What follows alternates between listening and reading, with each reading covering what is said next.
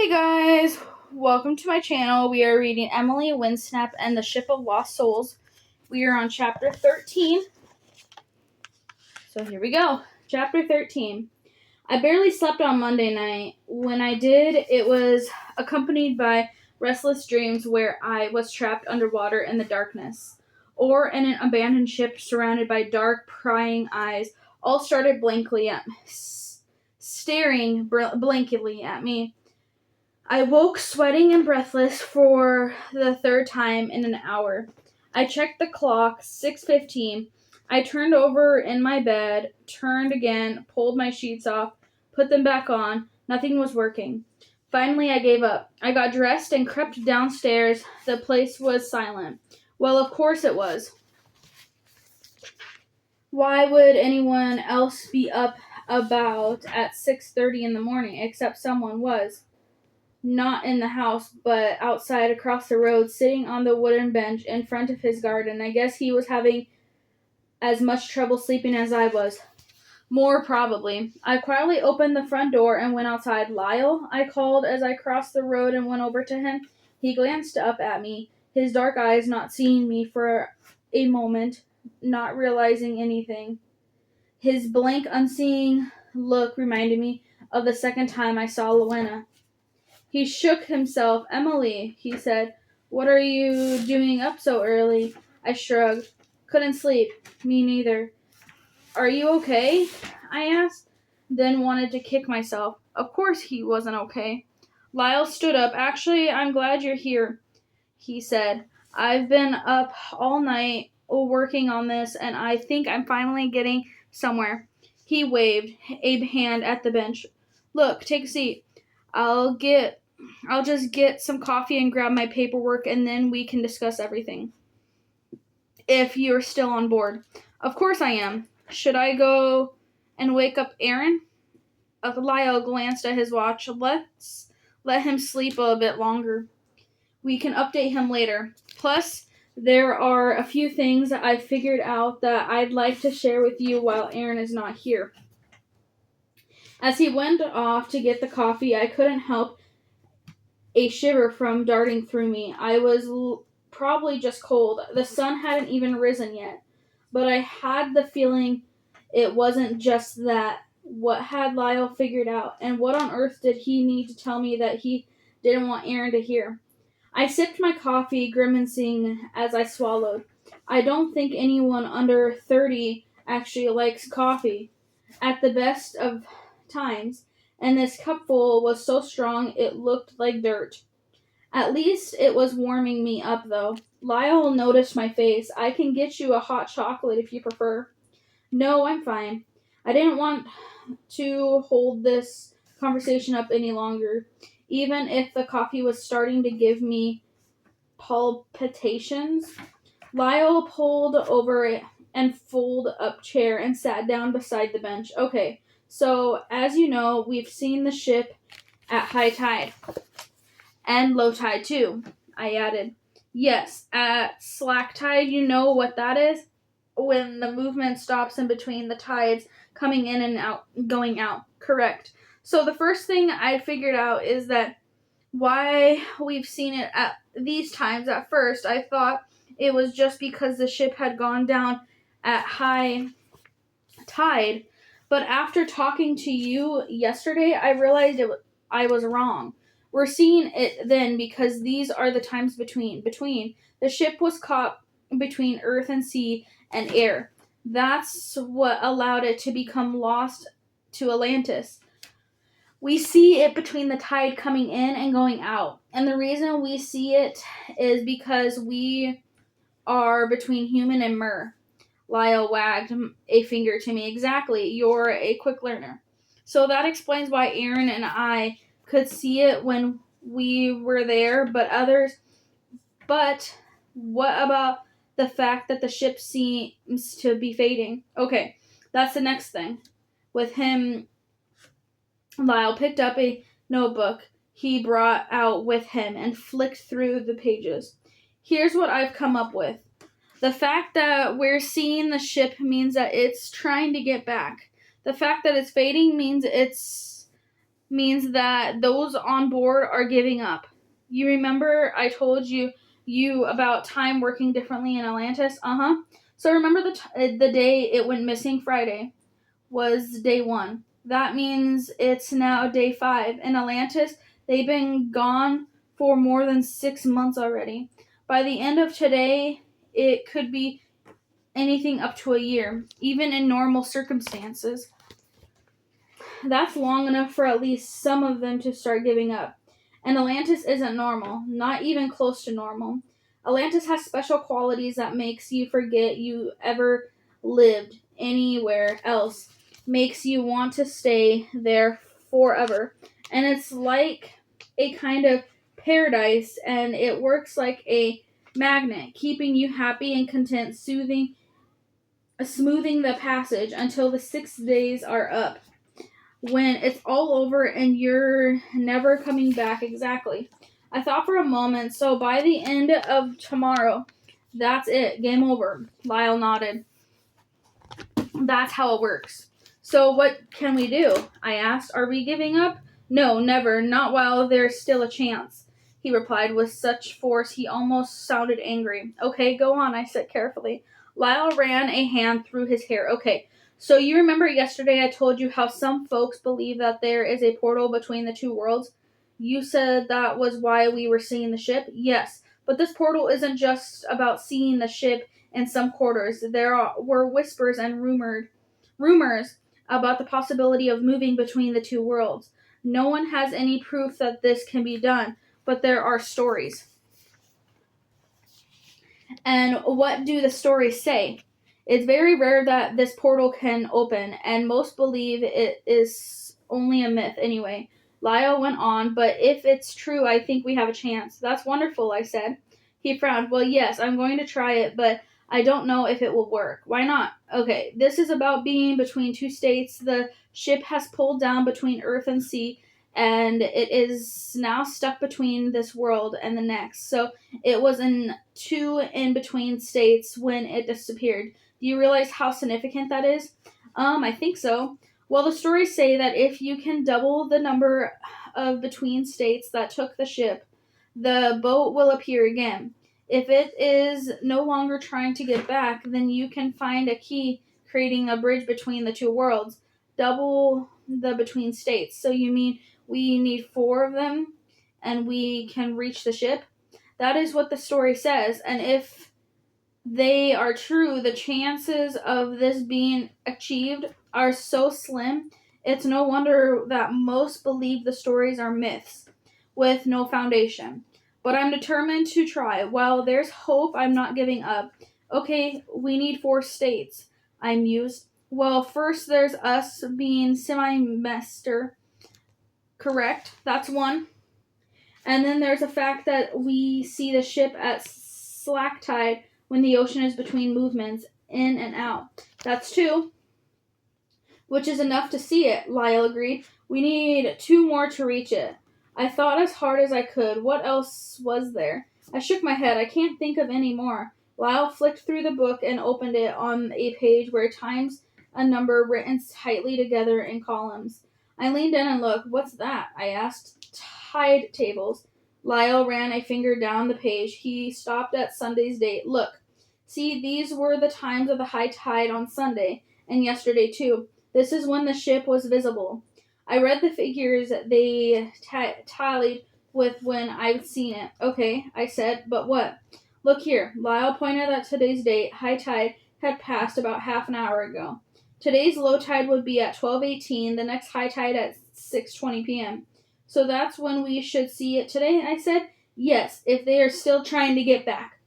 If they haven't given up completely yet, but look, this is an important part. He pointed at the next column. See the high tides for tomorrow? He said. Wednesday high tides are 6:41 in the morning and then 6:53 in the evening. What was he getting at? I still don't see what's so significant, I said. Lyle flipped over to the next page in his book. More numbers. What are these? I asked. Sunrise and sunset times, he said. It's just after the fall equinox, which means that dawn and dusks are more and less 12 hours apart. He ran his fingers down to Wednesday's date. See that? He asked, "What time does it say for dawn?" 6:46 a.m., I read out loud. Exactly. What, right in the middle of the slack tide. And dusk is 6:59 p.m. Right in the middle of slack tide again. My brain cells were working as hard as they could. Finally, I understood what Lyle was saying. That's another between state. Dawn and dusk are in between day and night. Lyle smiled. Yes, and it's on day 6, the last day we could possibly reach the ship, I mused. For what I've learned, if we can find the fourth between state, and if the portal exists, it will open at the dawn for the length of the slack tide. On the next high tide, it will be mere this movement and open again, before closing for good. That's a lot of ifs, I murmured. I know, but ifs are the best thing we've got right now.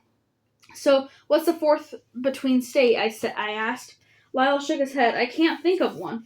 He bit on the end of the fingernail. I hadn't seen him do that before. What? I asked. There's something you're not saying.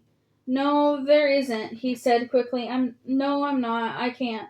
What is it? I insisted. Lyle looked as if he might cry. His eyes narrowed into dark holes. I can't, he said again. Please, I begged. What is it? Tell me. He paused for ages. Then, in a really quiet voice, he said, It's you. What? What's me? You can do things that neither Aaron nor I are capable of.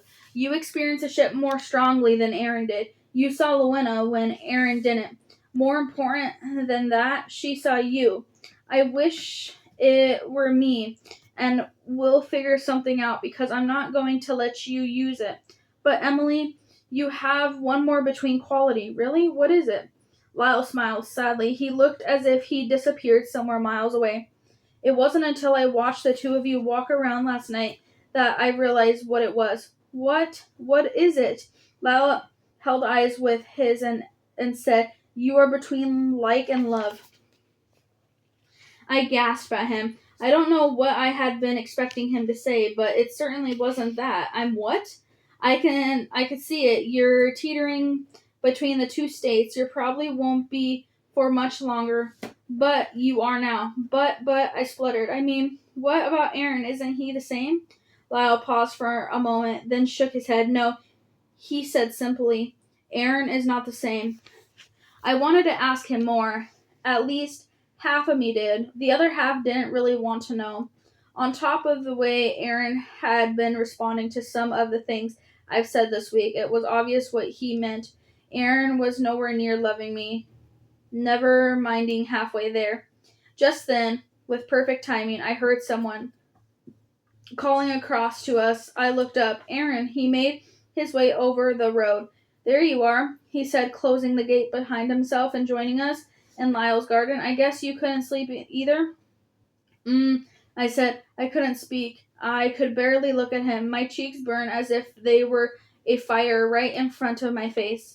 I was in between like and love. Was I? Really? I mean, could you even love someone at my age, especially when it was so obvious that they didn't feel the same? He did at least like me, though. He didn't. I hadn't gotten that wrong. We were just talking about you, Lyle broke into thoughts. My thoughts? Really? All good, I hope, Aaron said as he sat down next to me on the bench. I said again. Seriously, what this all I'm going to be compatible of uttering from now on. Just discussing our plan and action, Lyle said, saving me from the need for further explanation. He summarized what he told me about the slack tide and the reason the ship was fading. Luckily, he didn't go into any more detail. So we have to act quickly, Aaron said. Yep, Lyle agreed, and I've found out what we need to do. I believe that the portal will open early tomorrow morning on the high tide. It will be our own one chance to reach the ship to bring it home. I'll do it, Aaron announced without a second hesitation. Lyle laughed softly. I thought you'd say that, he said, but no, you can't. I'm going to figure out a way that I can get through it. I'm not letting either of... I'm doing it, I said firmly. Both of them turned to look at me. I'm going, I repeated. As I said it, I got a tingly, wrinkly feeling in my stomach, as if the tiny octopus were tingling me me with its tentacles. I know I should have been scared, but I was excited too. I was going to find the mythical portal. I was going to bring Luena back. I was going to go to Atlantis. Aaron held out a hand as if to stop me from running off to find the ship right then. No, Emily, it could be dangerous, he glanced at Lyle. I mean, I think it could be. Is it dangerous? Oh, yes, Lyle confirmed. The dangers are plentiful and varied. The biggest danger of them all is the risk of getting across to the ship but never making it back again. I swallowed. The tentacles in my stomach tickled harder. Being lost forever in Atlantis? Yes, that's why I'm not letting you go. I'll think of something. We just need to figure out together how. I'm going, I said. I'm doing it. Emily, no, Aaron said again. If anyone's doing it, I am. Lyle stopped him. Aaron, you can't. Right now, Emily is the only one who can even attempt it. Aaron glanced between the two of us. Why? He said. How do you know? Because I saw Luena, I blurted out before Lyle had the chance to say anything embarrassing.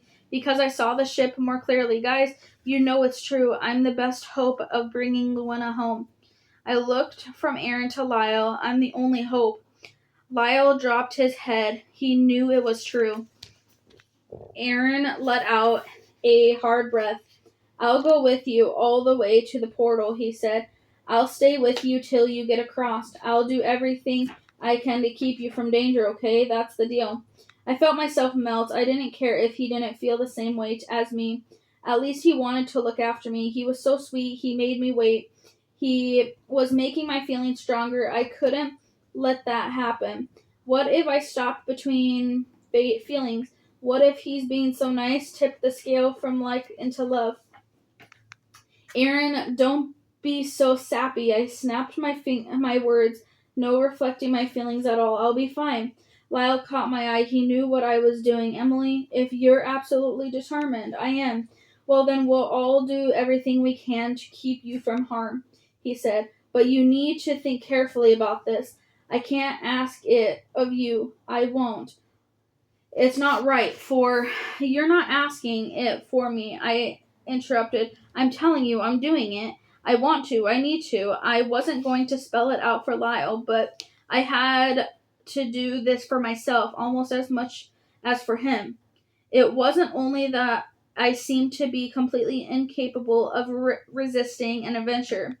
It also felt like the only way I was ever going to get Luena's desperate face out of my mind. Lyle swallowed hard. His Adam apple bobbled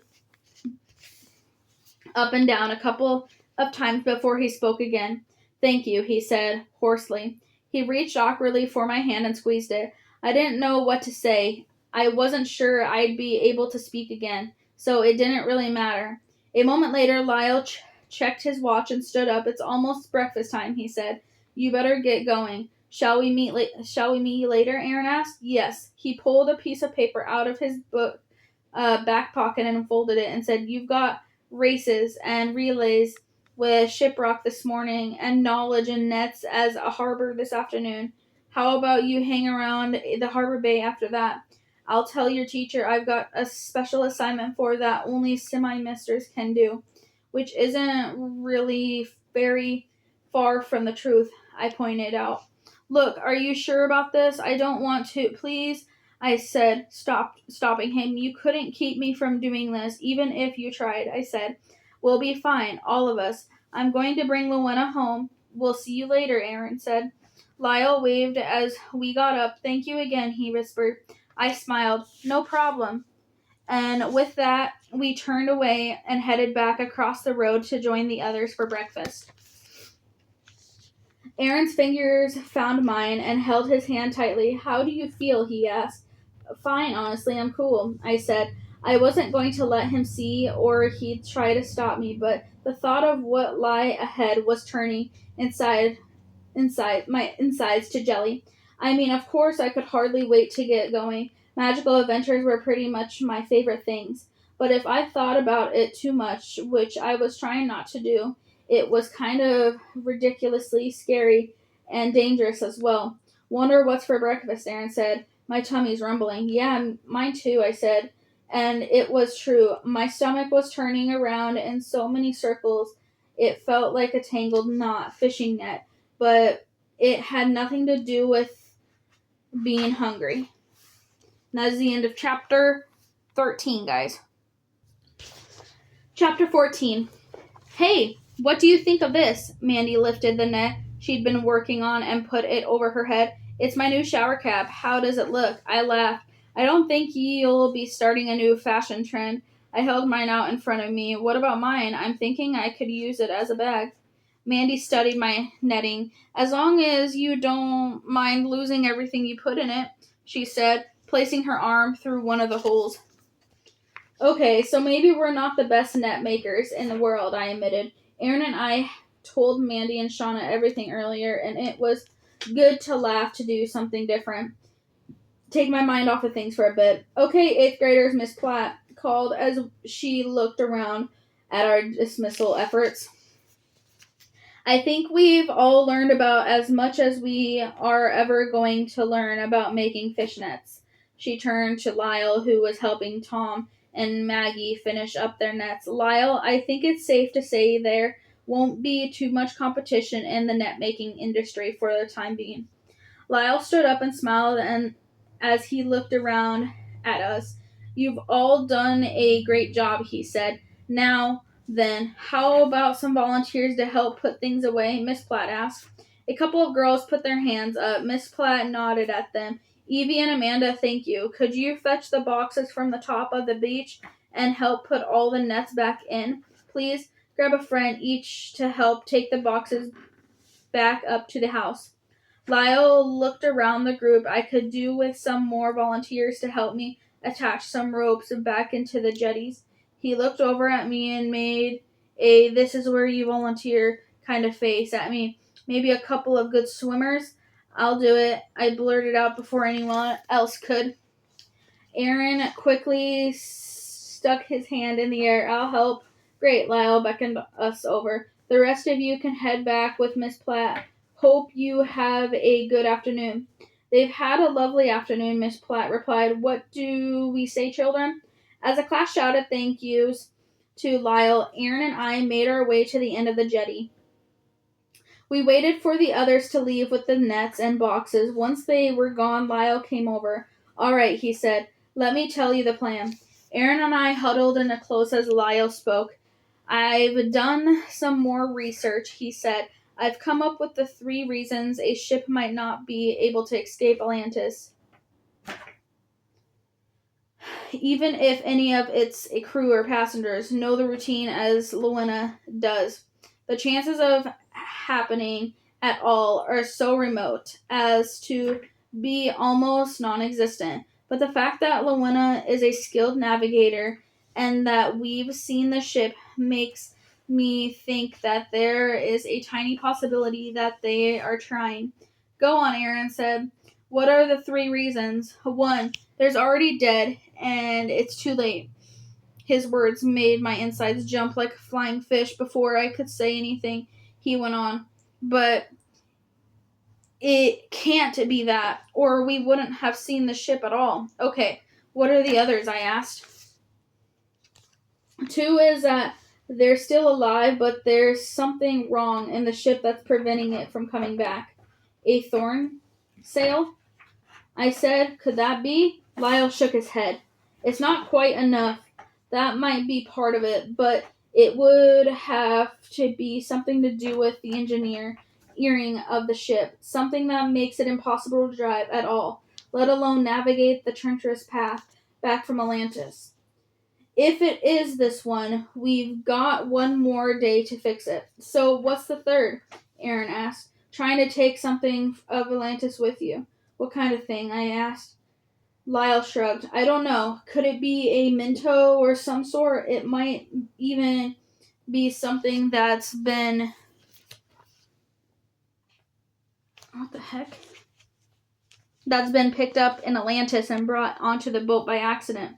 Remember, once you are there, you are surrounded by so much magic and beauty, you can't imagine ever wanting to be anywhere else. There would be many things you'd want to keep, whatever it is. If it comes from Atlantis, the ship won't be able to leave while it's on board. Okay, so it's most likely to be either option 2, 3, or we're thinking about, Aaron said. I would think so. I hope so. Anyway, with all my heart, Lyle turned to me. But even if it is one of these, your job is extremely hard. If there is something wrong with the ship, you are unlikely to be much help. Not unless you have a degree in medical engineering that we don't know about. I laughed. No, but at least I'd be able to let them know their time is running out and that they have to hurry. And if it's the third, I can get them to search the ship and return anything that came from Atlantis. Either way, one thing we know for sure is that they stand a better chance of getting away with me than if I don't even try. It's a small window, Lyle said. You'll have just over 12 hours. You should be able to come back on the ship with them. There won't be any problem with that, but if not, there is always the portal when it opens again at dusk. Dusk is also the ship's last chance to escape. Emily, are you sure I'm doing it, I said firmly. What time do I go? Lyle's face has a mixture of gratitude and sadness. I'll meet you early tomorrow. If we get together at 6 a.m. at Deep Blue Bay, that'll leave enough time to give you an annual final instructions before the slack tide. Sounds good? I said, trying to keep my voice steady so that neither of them would hear my nerves jangling around like broken shells on a rolling wave. I found out some more about the portal, too. Lyle went on about this location. Tell me more. There is a disagreement on exactly how to find it, but it seems that there are two possibilities. The first is that it is in a spot where the ship disappeared into the ground. We have to hope that those who support this theory are wrong. Why is that? Because that would be virtually impossible to find. The portal will open for only a matter of minutes. Nowhere near long enough for you to burrow into the sand. Even if you could find the exact spot that opened up to stuff the ship through. So what's the other theory? Aaron asked. That the ship has its weak point. A weak point? I repeated. You mean like in its construction or something? Lyle shook his head. A different kind of weak point. Those who argue this theory says that there will be one point on the ship where the connection is strongest. The place where your vision was clearest. As Lyle spoke, I had no doubt where this point would be. The spot I'd seen in my mind ever since I'd been there. The spot where I'd almost felt as if I could reach through to be inside the ship myself. The portal where I'd seen Luena. Lyle had no need to explain further. Those people are right, I said. He nodded. He knew what I was talking about. Where I was talking about. Yes, he said. I understand. Where? Aaron asked. The portal. Yes, I know you mean the portal, but where are you saying it is? I didn't say portal, I insisted. I said porthole. The porthole is the portal. Oh, Aaron frowned. That's weird. Yeah. Before Aaron and I got too carried away with the difference between the portholes and portals, Lyle went on. There are two more things. He dug around in his pocket and pulled out some folded sheets of paper. I managed to get the passenger list, he said, as he opened out the sheet and flattened them on his knee. Wow, how did you do that? Aaron asked. I have all sorts of contacts in my line of work, Lyle replied lightly.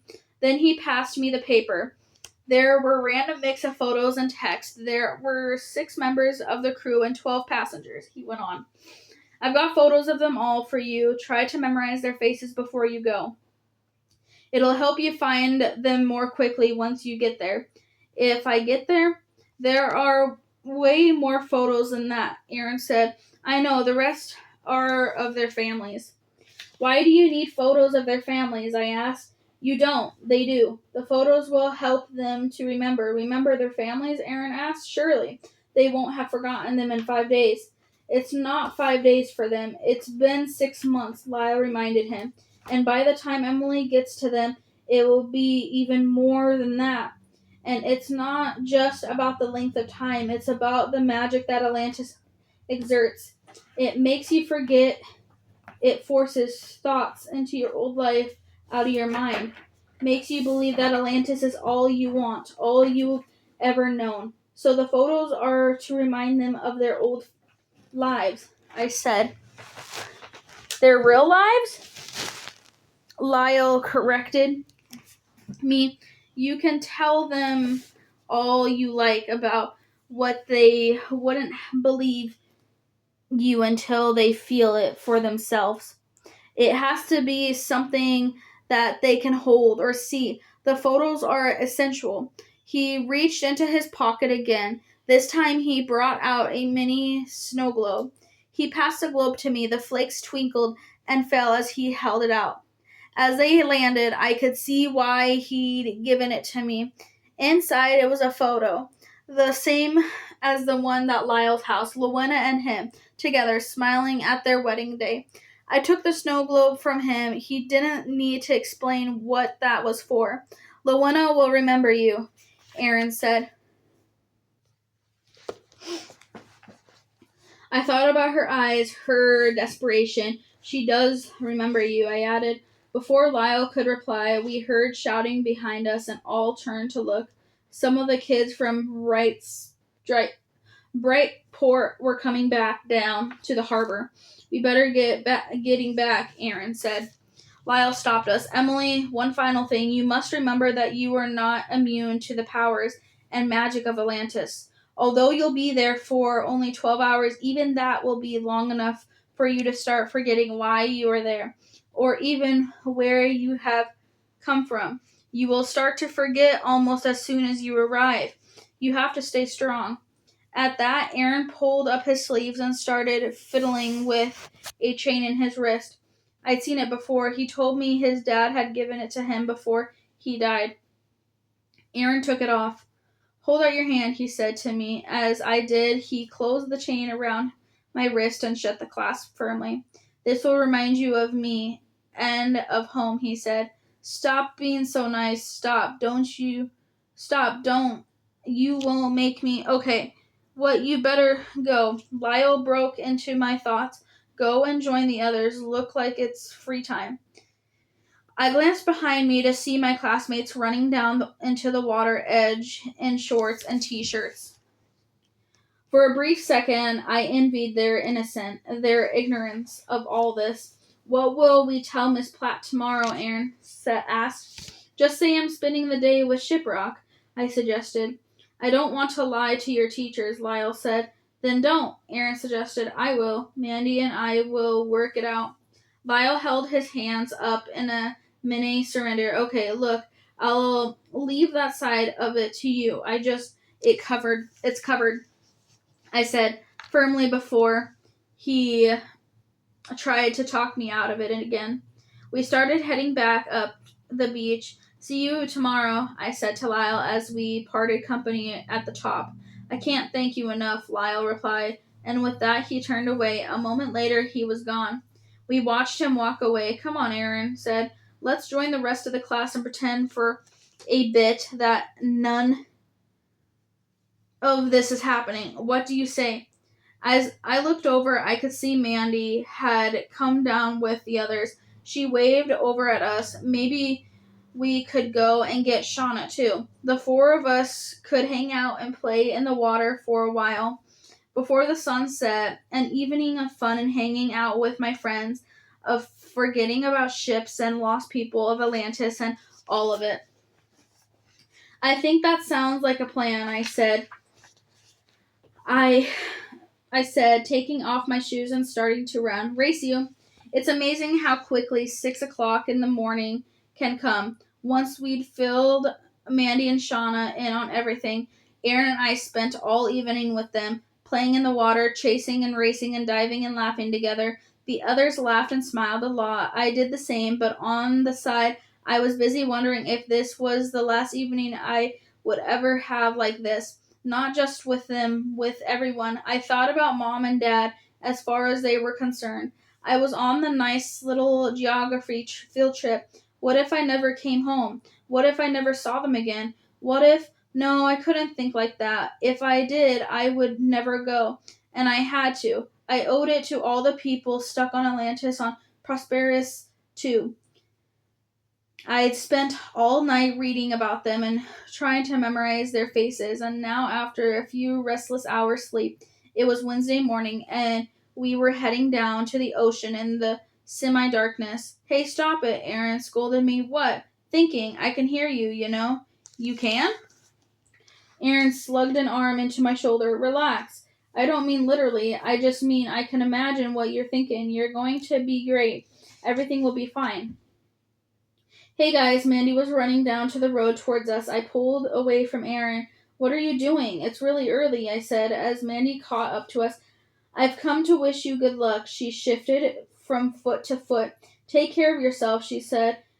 I'll be so mad at you if you don't come back. I pulled her towards me for a hug. Thanks, Mandy. Hey, I'll be back before you know it. She hugged me back for a second, then drew away. You'd better be, fish girl. The rest of the week will be awful. If it hadn't gotten my best friend with me. Mandy stopped.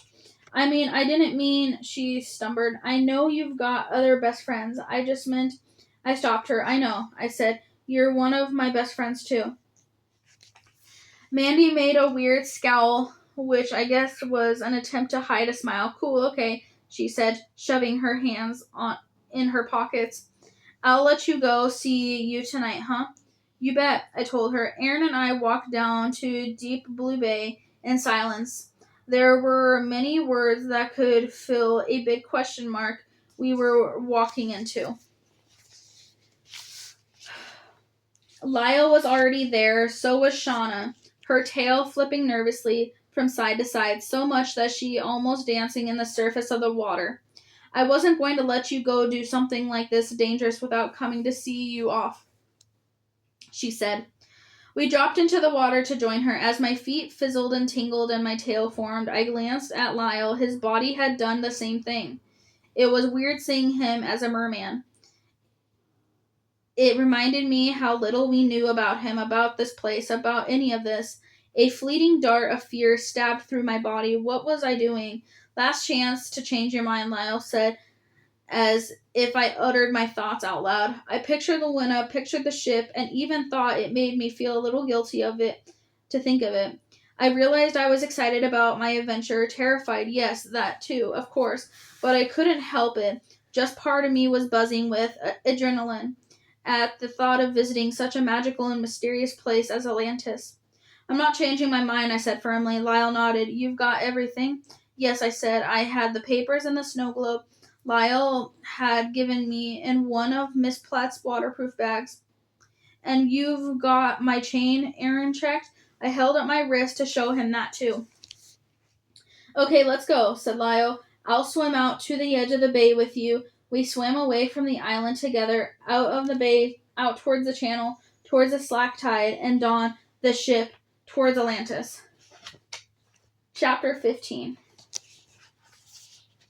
We were in the channel, the same place I'd seen the ship before. I checked my watch, 6:35 a.m.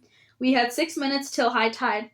Good luck, Emily, Lyle said. You will never know how grateful I am for you for this. I nodded a reply to him. I didn't try to say anything, but Shauna pulled me into a hug. Please be careful, she said. Course I will, I assured her. If anyone can do this, you can. Just get the job done and come home safely. I will, I promise, I said, wishing I could believe the words as firmly as I said them. As she let go of me, she started fiddling with a starfish brooch pinned on her top. Here, take this, she said, unclipping it and holding it out for me. What's that for? I asked, taking the brooch with her. It's a backup in case anything happens to Aaron's chain, she said. Pin it to your clothes somewhere you can easily see it. I pinned the starfish on my top near my shoulder and fastened it tightly. Thank you, I said, giving her one last hug. Thank you, she said, for being so swishy. You make me proud to be your best friend. Shauna let go of me and joined Lyle as Aaron came over. He didn't say anything, just opened his arm. I swam into them, and he held me tightly. So tightly I wanted to stay there forever and not do any of this. Aaron pulled away and held both of my hands and said, "Good luck," he said. "I'll be thinking about you every second." "Me too," I said. "No, don't think about me. Think about what you're there to do and take care of yourself. If anything happens to you, nothing's going to happen to me," I said. "I'll be fine." Aaron lifted my hand, the one with his chain on it, and kissed it. Stop it. You're being so nice." I pulled away from Aaron so sharply that he jumped back. "What?" he asked. I glanced at my watch again. 6:39 a.m., nearly time. I have to go. The ship is going to be here in 2 minutes. With that, before anyone had the chance to say anything else or feel anything else, I flicked my tail, spun around, and headed towards the exact spot I'd been in when I'd seen the ship with Shauna. 6:41 a.m., the movement of the sea slowed to the half. Fish stopped swimming. The channel seemed to darken as everything swilled, but no ship. 6:42 a.m. "Can you see anything?" Shauna asked. "Not yet." I turned to Aaron. "Aaron, can you see it?" He shook his head. "It's not here." 6:43 a.m. 3 minutes to dawn when the portal would open. But if there was no ship, there'd be no portal either. Were we too late? Had the ship gone for good? Wait, I had just about seen something, a faint shimmering, an outline. The ship was here. "Can you see it?" I cried. "No," Aaron replied. Of course he couldn't. Lyle had said that if they were no longer trying to get back, the ship would not be visible only to you had been 4 states, which meant I'd be the only one who could see it. "Can you see it?" Aaron asked. "The ship is growing more visible. It still looked more like a hologram than anything real. But it was there, and it was getting stronger in every passing second, just barely," I said. 6:44 a.m., 2 minutes to go. 100 panic thoughts came into my head. What if I couldn't find the portal? What if I got stuck going through? What if I couldn't get back? What if I never saw Aaron again? That final thought was like an electric shock to my brain, reminding me of what I had to do. The last thing I could afford right now was to think thoughts like that. It was dangerous. It could make me feel things that I mustn't feel. Not yet. I had to stay between. I had to stay focused. "I'm going to go to Luena's window," I said. "I need to be ready for the portal to open." "I'll swim with you," Aaron replied. "I'll be praying and wishing and sending you every bit of luck in the world," Lyle added. "Emily," Shauna's voice was muffled. "I don't know if you can still hear me, but if you can, good luck. I know you'll do a swishy job." I laughed to myself. Swishy. Only Shauna described something like this as swishy. She could always make me smile. I looked around me. I could barely see her, but I knew she was there. "Thank you," I called back into the silent stillness of the ocean. Aaron was behind me. "Come on," he said. "We need to go." One behind the other, we made our way along the channel. As we swam, the ship came and went, fading practically to see-through image, then returning almost as strongly as the last time I'd seen it. Can you still not see it?" I called back to Aaron. "No, but it doesn't matter. All that matters is that you can." We were running out of time. My link with the ship was weakening by the second, and the portal wasn't open.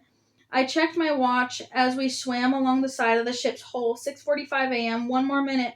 We passed window after window. At each one, I glanced into the blackness within. I swam by, and then we were there, half along the ship's hull, the porthole where I'd seen Luena. I stopped swimming and peered into the darkness. Nothing. I checked around the porthole frame. I noticed a bit of scuffed painting just above the glass. Last time I was here, yes, it was still there. This was definitely the right one. "It's 6:46, Aaron said. "Are you ready?"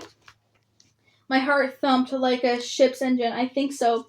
We waited. The sea was so still, it felt like air. The darkness on the other side of the glass was so black it looked like night. The ship was weakening by the second. What do? I asked. How do I make the portal appear? I don't know. Maybe, Aaron began. Wait, I stopped him. Something was changing above us. I saw a faint twinkling of light. Dawn was breaking, the sun was rising, and then I saw it. The window, the porthole, the portal. It's here, I whispered. The glass was shimmering and shining.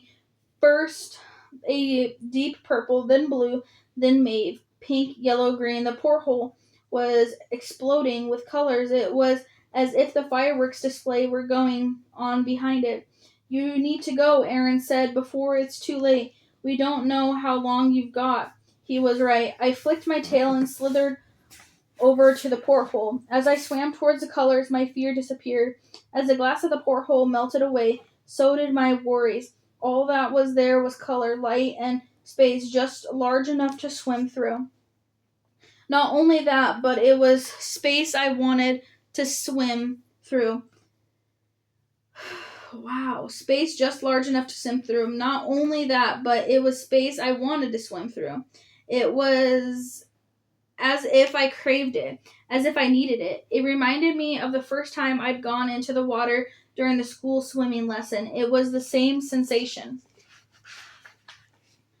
of being lured by something that scared me, by something I couldn't resist. I stopped in front of the porthole. Good luck, Emily, I heard her faintly.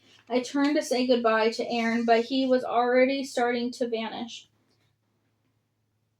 I'll see you soon, I called back, and then I turned to the ship and swam right up to the porthole. A moment's hesitation. I swam into the colors, into the light, through the porthole that was now a portal. As I swam, my body felt as if it were moving through an electric current. Every nerve ending jangled and danced and fizzled and sparkled with energy. It was almost enough to make me stop and turn back. Almost pain. But then I remembered why I was doing this, and I swam on. The feeling grew stronger. The lights had looked so inviting, seemed to have turned into a monstrous kind of energy. It felt as if they were attacking me, biting my skin, snapping at my tail, scratching my face. No, it couldn't do that. I couldn't even remember why I was doing it. The sensation was too much. I couldn't bear it. I tried to turn back, but there was no space. The porthole had become a capsule. With me, the vicious lights battling and squirming inside me. Hey, I screamed. I want to get out, but there was no one to hear me. I pushed and kicked my tail and lashed out with my arms. The lights spun around me, beat me against the sides of the capsule, flung me inside out as if I were caught in a spin cycle of a washing machine. No, no, no. I couldn't take it anymore. I didn't have any fight left. I wasn't going to get through. And then I remembered what I was there for. I wasn't doing this for fun, and it wasn't doing it for myself. I was doing it for Lyle and for Lowena. I thought of her frightened eyes, and Lowena's sad face. Lyle's sad face spurred me on. I gathered all the strength I had visualized, my tail turning into a propeller and my arms into the strongest fins in the world, and gave it to my last push. Something changed. Gradually, the energy between began to feel a little less hostile. The lights dimmed a tiny bit. It was all I needed to encourage me. I swam as hard as I could, working my arms like a windmill. And then, when I was on the verge of giving up out of the sheer exhaustion, the tingling feeling in my body faded. The colors calmed so soft pastel shades, my tail stopped feeling as if it were under attack. From the 100 biting sharks, the lighting dimmed to the warm glow, then disappeared completely. I was through. I was inside the ship. It was in darkness. I turned back to face the way I'd come in. The shimmering colors had gone, as if it never existed. All I could see was an ordinary porthole, the same one through which I had seen Lowena, only this time I was on the inside. And that is the end of chapter 15, guys. I will see you guys in chapter 16 in the next video.